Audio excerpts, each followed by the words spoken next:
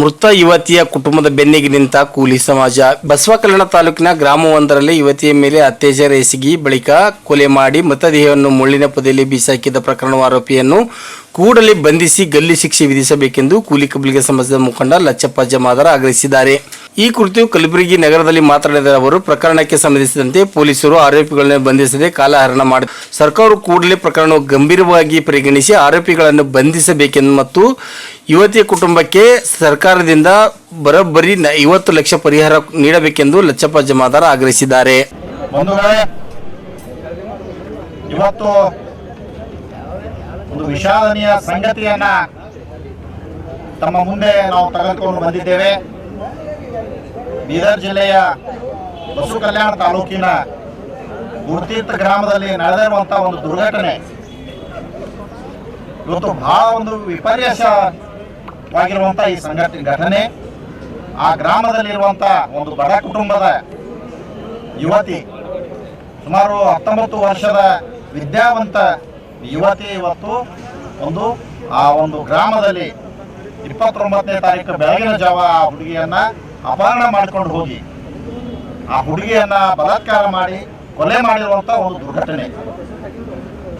ಇಂಥ ಒಂದು ದುರ್ಘಟನೆಯ ಕುರಿತು ನಾವು ಇವತ್ತು ನಿಮ್ಮ ಮುಂದೆ ಬಂದಿದ್ದೇವೆ. ಇವತ್ತು ಆ ಒಂದು ಪ್ರಕರಣದಲ್ಲಿ ಭಾಗಿಯಾಗಿರುವಂತಹ ಆರೋಪಿಗಳು, ಅವರನ್ನ ಕೂಡಲೇ ಅರೆಸ್ಟ್ ಮಾಡಬೇಕು, ಅವ್ರನ್ನ ಕೂಡಲೇ ಬಂಧಿಸಿ ಇವತ್ತು ಅಂತ ಆರೋಪಿಗಳಿಗೆ ಇವತ್ತು ಎನ್ಕೌಂಟರ್ ಮಾಡಿದ್ರೆ ಇವತ್ತು ಮಹಿಳೆಯರಿಗೆ ರಕ್ಷಣೆ ಸಿಗ್ತದಂತ ನಮ್ಮ ಒಂದು ಒತ್ತಾಯ ಕೂಡ ಇದೆ. ಇವತ್ತು ಭಾರತ ದೇಶದಲ್ಲಿ ಅಷ್ಟೇ ಅಲ್ಲ, ನಮ್ಮ ರಾಜ್ಯದಲ್ಲಿ ಕೂಡ ಇವತ್ತು ಅನೇಕ ಘಟನೆಗಳು ನಡೀತಾ ಇವೆ.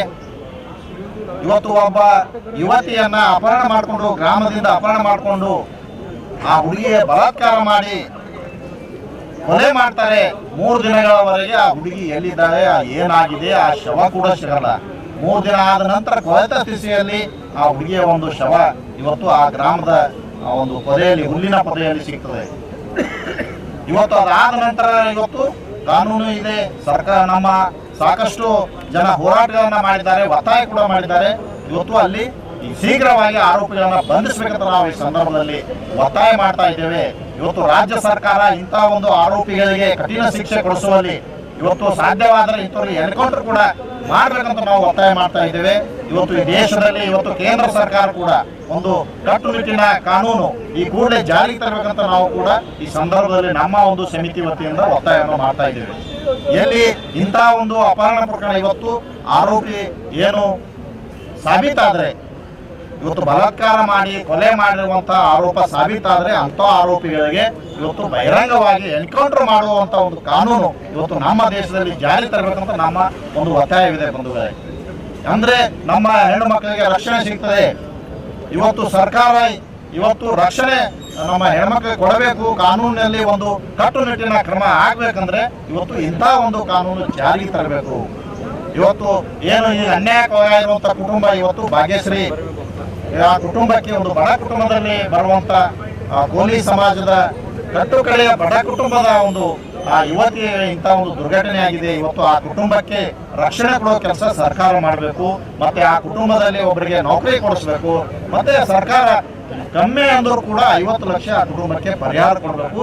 ಆ ಕುಟುಂಬಕ್ಕೆ ಸರ್ಕಾರ ಆಶ್ರಯ ಆಗ್ಬೇಕಂತ ಹೇಳಿ ನಾವು ಒತ್ತಾಯವನ್ನು ಮಾಡ್ತಾ ಇದ್ದೇವೆ. ಇವತ್ತು ಕಲ್ಯಾಣ ಕರ್ನಾಟಕ ಉತ್ಸವಕ್ಕೆ ಆಗಮಿಸ್ತಾ ಇರುವಂತ ರಾಜ್ಯದ ಮಾನ್ಯ ಮುಖ್ಯಮಂತ್ರಿಗಳಾಗಿರುವಂತಹ ಸಿದ್ದರಾಮಯ್ಯ ಸಾಹೇಬರು ಸೆಪ್ಟೆಂಬರ್ 17ಕ್ಕೆ ಕಲಬುರಗಿ ಆಗಮಿಸ್ತಾ ಇದ್ದಾರೆ. ಇಂಥ ಒಂದು ಘಟನೆ ಆಗಿರುವಂತಹ ಆ ಕುಟುಂಬಕ್ಕೆ ಸಾಂತ್ವನ ಹೇಳಲಿಕ್ಕೆ ಅವರ ಮನೆಗೆ ಹೋಗಿ ಅಲ್ಲಿ ಸಾಂತ್ವನ ಹೇಳಿ ಅವರಿಗೆ ಸರ್ಕಾರದಿಂದ ಪರಿಹಾರ ಕೊಡೋದ್ರ ಜೊತೆಗೆ, ನೌಕರಿ ಕೊಡೋದ್ರ ಜೊತೆಗೆ ಅವರಿಗೆ ರಕ್ಷಣೆ ಕೊಡೋ ಕೆಲಸ ಕೂಡ ಆಗಿರುತ್ತೆ. ಆರೋಪಿಗಳನ್ನ ಇವತ್ತು ಈ ಕೂಡಲೇ ಬಂಧಿಸಿ ಅವರಿಗೆ ಕಾನೂನು ಪ್ರಕಾರ ಶಿಕ್ಷೆ ಕೊಡಿಸ್ಬೇಕಂತ ನಾವು ಈ ಸಂದರ್ಭದಲ್ಲಿ ಒತ್ತಾಯವನ್ನು ಮಾಡ್ತೇವೆ.